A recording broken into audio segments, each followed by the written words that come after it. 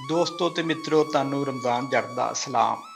ਅੱਜ ਦੀ ਬੈਠਕ ਵਿੱਚ ਅਸੀਂ ਗੱਲ ਕਰਾਂਗੇ ਟਰਾਂਸਪੋਰਟ ਦੇ ਮੁਤਲਕ, ਬੱਸਾਂ ਤੇ ਲਾਰੀਆਂ ਦੇ ਮੁਤਲਕ। ਇਹ ਹਾਲ ਹੀ ਦੇ ਵਿੱਚ ਸਾਡਾ ਇੱਥੇ ਸ਼ਹਿਰ ਹੈ ਖਾਨਪੁਰ, ਉੱਥੇ ਇੱਕ ਬੱਸ ਤੇਜ਼ ਰਫ਼ਤਾਰੀ ਦੇ ਬੈਸ ਉਲਟ ਗਈ ਤੇ ਕਾਫੀ ਸਾਰਾ ਉੱਥੇ ਅਫਰਾਦ ਜਿਹੜੇ ਨੇ ਉਹ ਜ਼ਖਮੀ ਹੋਏ।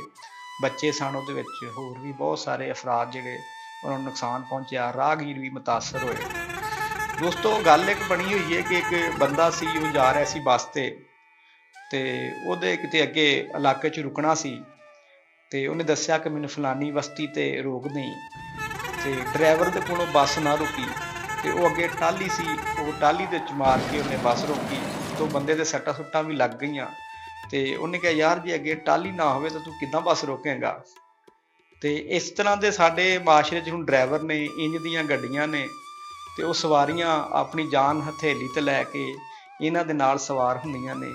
ਇਹਨਾਂ ਨੂੰ ਚਾਹੀਦਾ ਹੈ ਕਿ ਉਹ ਅਮਾਨਤਾਂ ਨੇ ਅੱਲਾ ਰੱਬੁਲ ਇੱਜ਼ਤ ਦੀਆਂ, ਜਿਹੜੀਆਂ ਇਹਨਾਂ ਦੀਆਂ ਗੱਡੀਆਂ 'ਚ ਸਵਾਰ ਹੁੰਦੀਆਂ ਨੇ, ਇਹ ਉਹਨਾਂ ਨੂੰ ਬਾਹਿਫਾਜ਼ਤ ਇੱਕ ਮੰਜ਼ਿਲ ਤੋਂ ਦੂਸਰੀ ਮੰਜ਼ਿਲ ਤੇ ਲੈ ਕੇ ਜਾਣ, ਨਾ ਕਿ ਉਹਨਾਂ ਦੀਆਂ ਜਾਨ ਜੋਖਾਂ 'ਚ ਪਾ ਦੇਣ। ਇਹ ਪਿਛਲੇ ਦਿਨਾਂ 'ਚ ਬੜੀ ਵੱਡੀ ਪ੍ਰਾਈਵੇਟ ਕੰਪਨੀ ਦੀਆਂ ਗੱਡੀਆਂ ਮੋਟਰਵੇ ਦੇ ਵਿੱਚ ਵੀ ਹਾਦਸੇ ਦਾ ਸ਼ਿਕਾਰ ਹੋਈਆਂ। ਦੋਸਤੋ, ਇਹ ਟ੍ਰੈਫਿਕ ਦੇ ਮੁਤਲਕ ਅਗਾਈ ਲਾਜ਼ਮੀ ਹੈ। ਅਸੀਂ ਆਪਣੇ ਚੈਨਲ ਦੇ ਤਹਿਤ, ਆਪਣੇ ਇਸ ਪ੍ਰੋਗਰਾਮ ਦੇ ਤਹਿਤ ਗਾਹੇ ਬਗਾਹੇ ਆਉਣ ਵਾਲੇ ਵੇਲਿਆਂ ਦੇ ਵਿੱਚ ਵੀ ਤੁਹਾਨੂੰ ਟ੍ਰੈਫਿਕ ਦੇ ਮੁਤਲਕ ਅਗਾਈਆਂ ਦਿੰਦੇ ਰਹਾਂਗੇ। ਆਪਣੇ ਮਾਸ਼ਰੇ ਦੀਆਂ ਛੋਟੀਆਂ ਛੋਟੀਆਂ ਗੱਲਾਂ ਤੁਹਾਨੂੰ ਦੱਸਦੇ ਰਹਾਂਗੇ। ਸਾਡੇ ਨਾਲ ਰਹਿਣਾ, ਦੂਰ ਨਾ ਜਾਣਾ। ਰਮਜ਼ਾਨ ਜੱਟ ਤੇ ਤੁਹਾਡਾ ਅੱਲਾ ਬੇਲੀ।